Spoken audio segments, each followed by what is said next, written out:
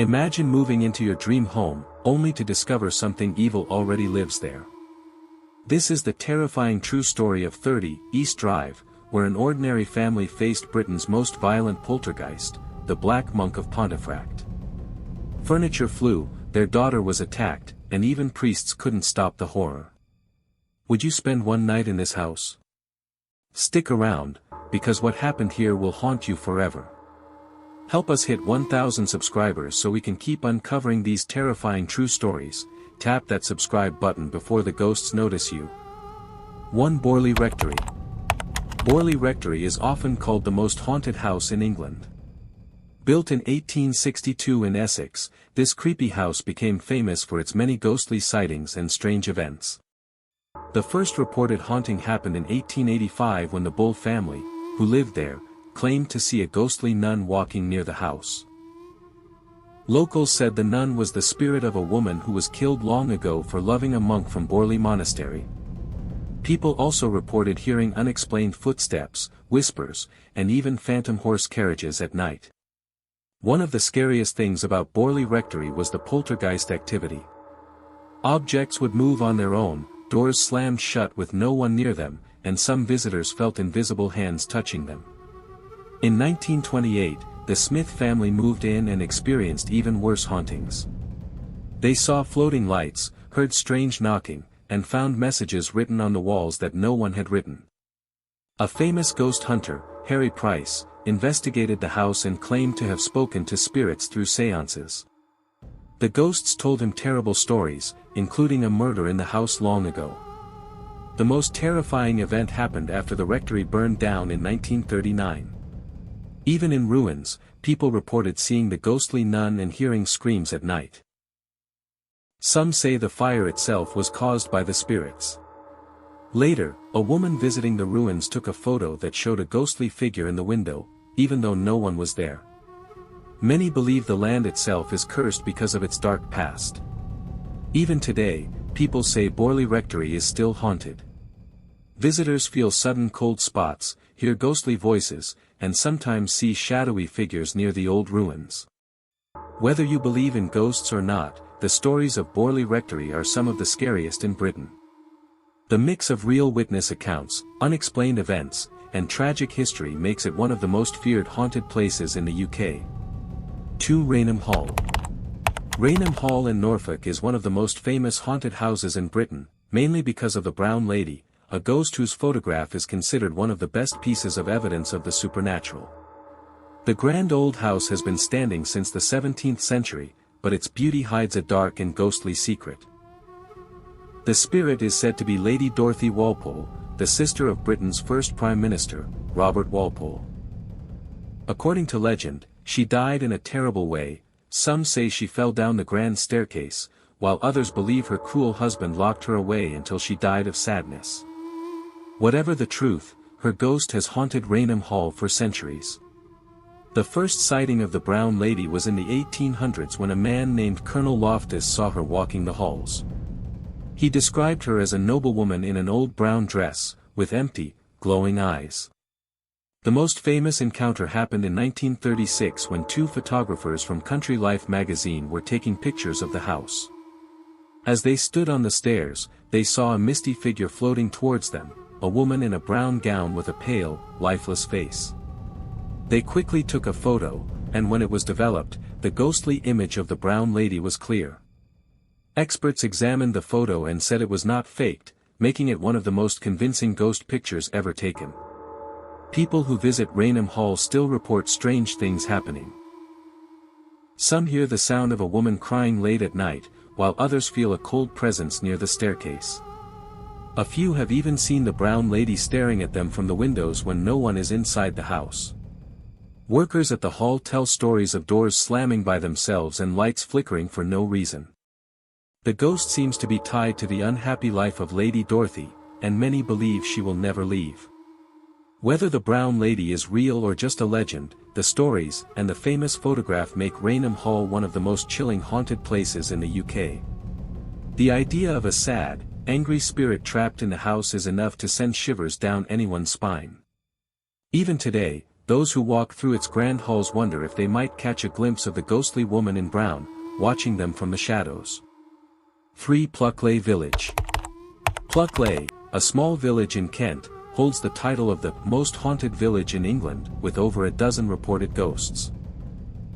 Walking through its quiet lanes feels like stepping into a ghost story, with almost every corner hiding a spooky tale. One of the most famous spirits is the Red Lady, a ghostly woman seen near St. Nicholas Church.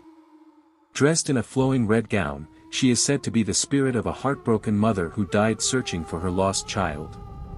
Visitors claim to see her weeping near the churchyard, her figure glowing faintly in the dark before vanishing into thin air. Another well-known ghost is the Highwayman, who haunts the old road near Fright Corner. Locals say he was killed long ago when his own pistol misfired, leaving his spirit to wander the area. People have reported hearing the sound of galloping hooves late at night, only to turn and see nothing there.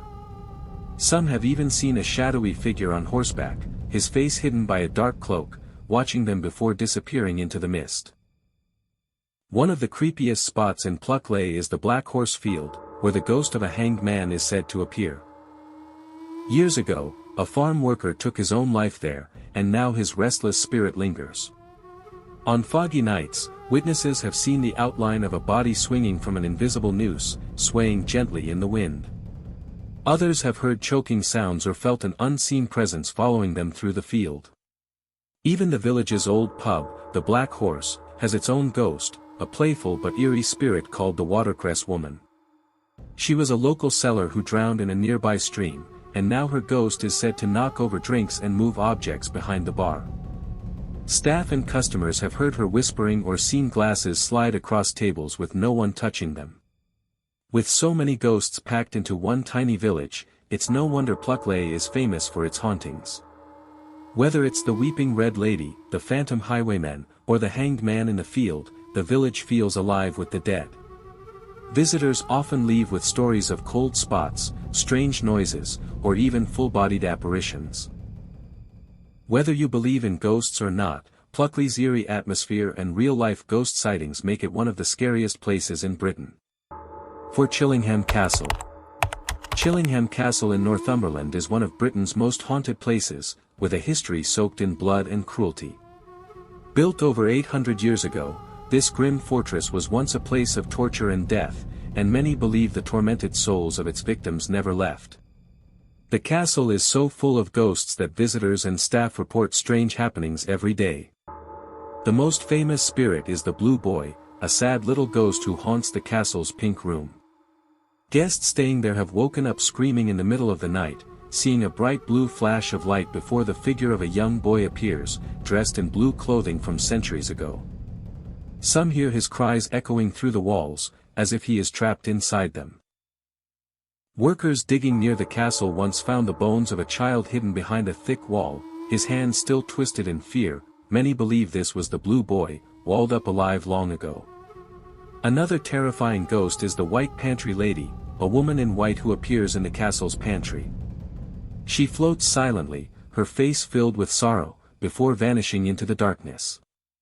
People say she was a servant who starved to death after being locked in the pantry as punishment. Those who see her often smell rotting food and feel a horrible sense of despair.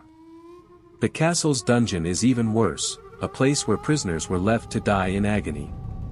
Visitors who step inside report sudden drops in temperature, the sound of chains rattling, and even invisible hands grabbing at them. Some have seen shadowy figures crawling on the floor, still begging for mercy after hundreds of years. One of the most violent spirits is John Sage, a former torturer who worked in the castle. He took pleasure in hurting prisoners, and his ghost is said to still walk the halls, his heavy footsteps echoing at night. People have seen his ghostly figure carrying rusty tools, his face twisted in a cruel smile. Others have felt something unseen push them down the stairs or whisper threats in their ears. Even animals refuse to go near certain parts of the castle, as if they sense something evil lurking there. With so much pain and suffering in its past, Chillingham Castle is a place where the dead do not rest. The air feels heavy with sadness, and the ghosts seem to relive their terrible deaths over and over. Whether it's the crying Blue Boy, the starving White Pantry Lady, or the cruel John Sage, the castle's spirits make it one of the most frightening places in Britain. Many who visit leave feeling shaken, knowing they have walked through a place where the past is still very much alive, and very, very angry. 530, East Drive, Pontiffract Poltergeist House. 30, East Drive in Pontiffract, West Yorkshire, looks like an ordinary house from the outside, but inside, it holds one of Britain's most terrifying poltergeist stories. The haunting became known as the Black Monk of Pontiffract, and it was so violent that it drove a family from their home in the 1960s.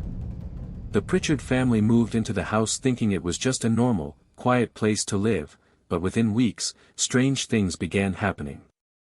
It started with small things, objects moving on their own, strange knocking sounds, and puddles of water appearing out of nowhere. Then, things got much worse. The spirit, known as the Black Monk, seemed to focus on the family's teenage daughter, Diane. She was dragged up the stairs by an unseen force, her bed shook violently at night, and once, she was even slapped across the face by something invisible. The family watched in horror as furniture flew across rooms, paintings were ripped from walls, and a heavy crucifix swung wildly on its own. The worst moment came when the poltergeist seemed to possess Diane. Her voice changed into a deep, growling sound, and she spoke in a language no one understood. Neighbors heard screams and crashes from the house, but when they rushed over, they found the family in shock, unable to explain what was happening. The haunting became so bad that a priest was called to bless the house, but even that didn't stop the Black Monk. During the blessing, a Bible was thrown across the room, and the priest himself was pushed to the ground by an invisible force. The family eventually left the house, unable to live with the terror any longer. But the strange events didn't end there.